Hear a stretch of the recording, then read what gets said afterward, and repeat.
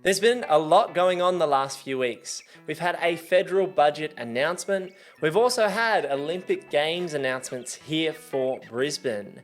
And in this video, we're going to be breaking down the Olympic Games venues for 2032 and the infrastructure that's coming through, as well as the suburbs to look out for, which could potentially double in the next 7 to 10 years.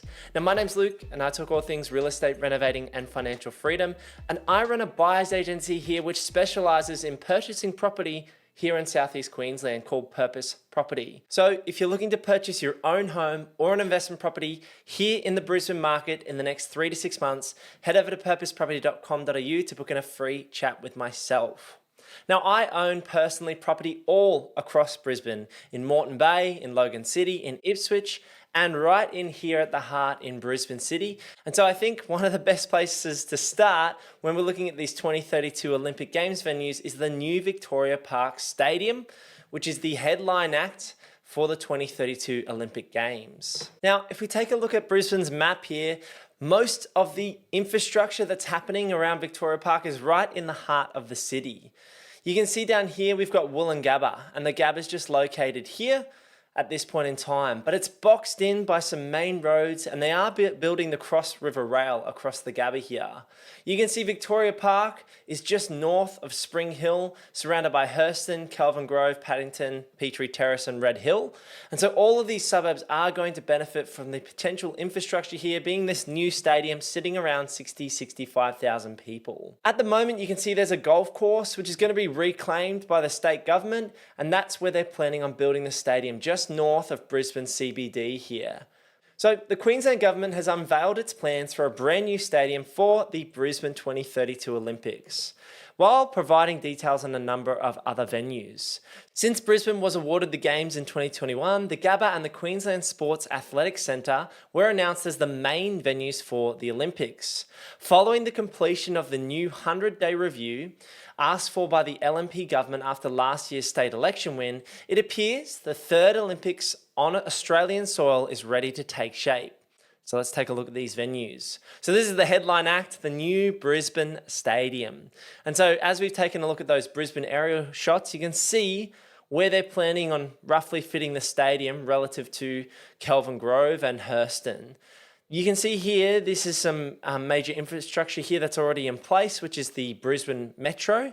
So that runs through Hurston towards the QUT precinct. And they're keeping a lot of greenery surrounding the stadium. So there'll be other sporting facilities and lifestyle precincts there as well. So it's planning on being a new 63,000 seat stadium at Victoria Park on the north side of Brisbane, and will become the new home for the AFL and cricket after the Olympic Games. There's also a new National Aquatic Centre. This is going to be the existing Centenary Pool at Spring Hill will be redeveloped, and they're expecting 25,000 spectators for the Brisbane Games, more than Paris's. So the Paris Olympic Games, there was big noise in the swimming, and a 25,000 seater stadium in Spring Hill, which is just north of Brisbane City, is going to be great for swimming. It's going to be really loud and really close if it ends up anything like these pictures here. So they're spending around $650 million for that aquatic centre, which is quite interesting. We've got then the Queensland Tennis Centre. So obviously they're holding tennis there. A new 3,000 seat show court and 12 new match courts. RNA Showgrounds, the events to be held are to be advised. The Brisbane Showgrounds will receive an upgrade to allow it to hold 20,000 people. Though no events have been confirmed at the venue yet, the Brisbane Athletes Village will also be within the Showgrounds precinct. Redlands Whitewater Centre. A new whitewater rafting centre will be constructed in Birkdale, so that's great if you're in Redlands City Council. A Logan Indoor Sports Centre. A new multi-sport venue to be constructed, which could host a number of indoor events. Moreton Bay Indoor Sports Centre as well. So Logan, Moreton Bay, Redlands are all getting some benefit there as well. There's a velodrome and BMX centre. Both venues situated within the Chandler Sports Precinct are already international standard and will only require minor works to be ready for the Games. And I think that's great. We're using the infrastructure that we've got, but also adding to it. Now, we'll talk about the Gabba very soon as well. There's a potential Sunshine Coast Stadium, so the Kiwana Sports Precinct will receive an upgrade to allow 10,680 permanent seats. Maybe some equestrian in Toowoomba, which we've talked about or heard about in the past. The Brisbane International Shooting Centre, Gold Coast Hockey, new Gold Coast Stadium to be confirmed, and then the Sunny Coast gets some love as well. So the Barlow Park Stadium. The existing Barlow Park ground in Cairns will receive a major upgrade with 5,000-seater grandstand and will host football during the games. The existing North Queensland Stadium in Townsville will not require any upgrades to host football, so they're going to use Townsville. And Harrop Park, events to be held are cricket if chosen as an Olympic sport. Mackay's Harrop Park will receive an upgrade to allow it to host cricket during the games, should it be selected as an Olympic sport for 2032. Now, say what you like about all the infrastructure and all the spending that's going to take place. What we can see here from this 100-day review is that there are stadiums and upgrades popping up not just in the inner ring of Brisbane, in particular, obviously the headline act, which is the new stadium at Victoria Park, but also the Centenary Pool upgrades. We've then got upgrades in Toowoomba, the Gold Coast, Redlands, Logan, Moreton Bay, and even Cairns, Townsville. Those locations are going to be part. So it's not just a Brisbane 2032 Olympics, it's really a Queensland Olympics with a lot of the venues that are pre-existing being slightly upgraded. And then the big talk of the town is what's happening with the Gabba versus this new stadium at Victoria Park. Now, the speculation on the ground here amongst locals is that they are likely going to demolish the Gabba, which is obviously very sad. But the problem is the Gabba is quite boarded in and it's very difficult for them to do further expansions with and really upgrade well without starting again, which would be very expensive. If we come back to that map view of Brisbane and we take a look at the Gabba, you can see that there's no real room around the Gabba at this point in time. The Cross River Rail is underway here, and let's switch over to the layered view. You can see the Cross River Rail is underway here and they're doing major works for the tunnelling for the train network to run through. But the problem is the Gabba's got the local school right on the border of the actual stadium, and the school hasn't and really doesn't want to move from that location. And there's no surrounding room outside the Gabba for them to make it a big precinct. So I like the idea of a stadium in Victoria Park. Now, some people are really against it for various reasons. There's lots of different reasons. The spending, the environmental factors, the busyness, that it adds more compression to this area around QUT and the actual parklands. But I think if Brisbane's got, if you look at Brisbane as a city and you look at where the Gabba is and how boxed in it is as a location, I think Brisbane getting a standout stadium that sits over 60,000 people is huge and means we can host some of the big sporting events and not be limited to capacity of Suncorp or the Gabba. And so overall, I personally think it's a pretty exciting venture that they're undertaking to build this new stadium in Victoria Park. As you can see here, we've got a lot of arterial roads. There's already train stations. There's the Metro bus network that runs through here with the QUT precinct as well, and the RNA showgrounds or the Brisbane showgrounds nearby. And so there's already an existing infrastructure, both train and bus.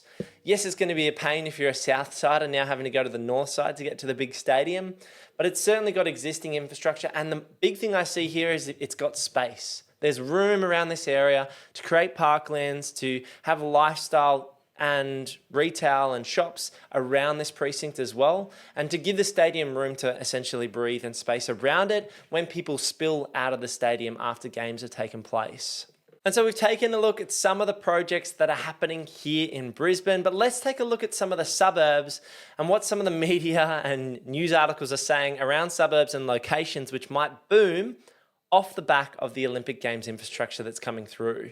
So house prices are set to boom off the 2032 Olympics. Let's take a look at which suburbs. So multiple suburbs are on a fast track that could see as much as a doubling in home prices off billions being spent on Olympic infrastructure.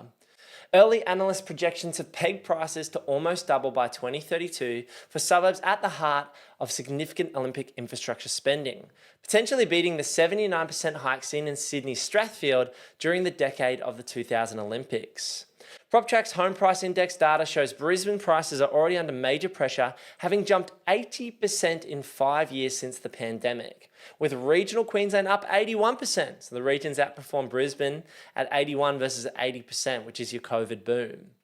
The 64-hectare Victoria Park venue of the new Olympic Stadium spans 3 suburbs, Hurston, Kelvin Grove and Spring Hill, where prices have already jumped as much as 116% since 2020 alone, a result notched by units in Spring Hill. Among the areas now to watch for price spikes are Bowen Hills, Fortitude Valley, Woolloongabba, East Brisbane, Kangaroo Point and Brisbane's inner city, with others including Tennyson, Boondall, Chandler, Belmont and other parts of Redlands. Now, all of the suburbs listed there are bordering or right on these key Olympic Games venues. The more expensive options are those inner city ring options. You're looking at a $1.3 to $2 million price range if you want to buy in your Kelvin Groves, your Fortitude Valleys, your East Brisbanes, your Red Hills and Hurstons and those types of locations. If you're a more affordable buyer, maybe you should look at the Redlands options or the North Brisbane options in Boondall with the entertainment centre, or closer to Chandler or Birkdale along the Bayside in Redlands City Council, where they've got a few of those venues around those locations. So really it's the inner city benefiting from most of the infrastructure, which makes sense because the city is the hub. And so within that 3-4 kilometre radius of Brisbane CBD is seeing a lot of pressure. But there's also those localised spots around the outer areas of Brisbane, in Moreton Bay, in Logan and in Redlands, which would see opportunity as well. Analysts can see an uplift ahead thanks to the sheer volume of the Olympic infrastructure investment.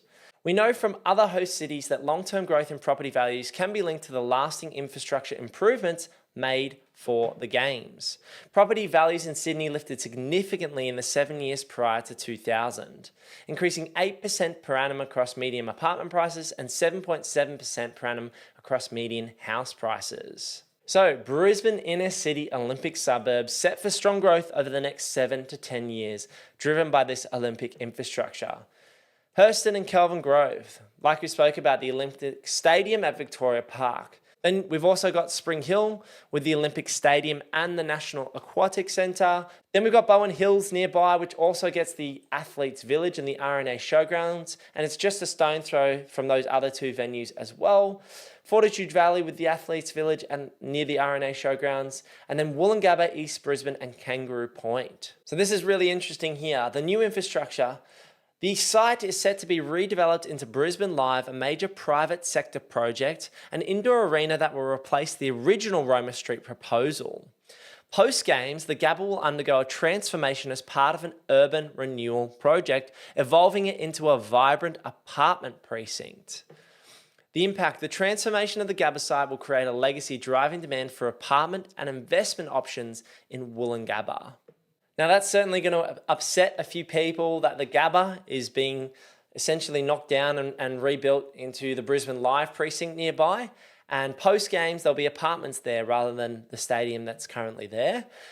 But things change, cities change and things develop over time. The key benefits here are going to be those inner city ring locations that can hold on the next 10, 15 years. But also Brisbane has that sprawl. If you haven't got that $1.5 $2 million budget and you can buy in a more affordable location, say between 700 to 1.2 million, those areas are also going to benefit because they're far more affordable. They're where more families can pay to actually live based on the median incomes of households and based on the demand. If you're on a train line or you're on a bus metro line and you have access to these venues, those could be a big deal in the next 6-7 years. But when it comes to making a property investment decision, it's not just the Olympic infrastructure that's going to drive the demand for these locations. It needs to be the holistic view of what creates a scarce asset. And we need to come back to the fundamentals of land supply and buying a scarce asset, because as we know, buildings are going to depreciate over time, but land is going to appreciate over time based on the demand.